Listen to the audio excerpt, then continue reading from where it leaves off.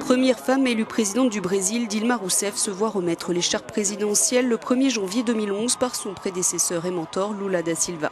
Elle est alors peu connue des Brésiliens car jusqu'ici elle n'avait jamais brigué aucun poste électif. Fille d'une Brésilienne et d'un avocat et homme d'affaires bulgare ayant migré au Brésil, Dilma Vana Rousseff Linhares est entrée en politique pendant la dictature militaire.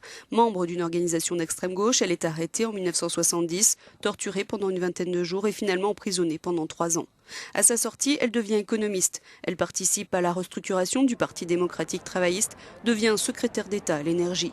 Elle n'adhère au Parti des travailleurs de Lula qu'en 2001.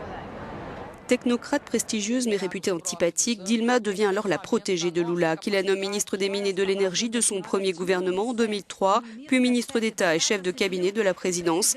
Elle exerce avec rigueur, on la surnomme la Dame de Fer et se positionne comme successeur de Lula qui ne peut pas se représenter. Le premier mandat de Dilma est marqué par le déclin économique du Brésil, pourtant devenu la coqueluche des marchés durant les années Lula. La croissance fléchit et en juin 2013, la présidente est surprise par l'explosion de colère de la rue. Des millions de Brésiliens protestent contre des services publics déficients, un an seulement avant la célébration du mondial de football au Brésil.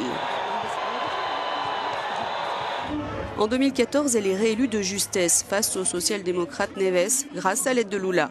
Mais le Brésil est entré en ébullition et l'opposition gagne du terrain.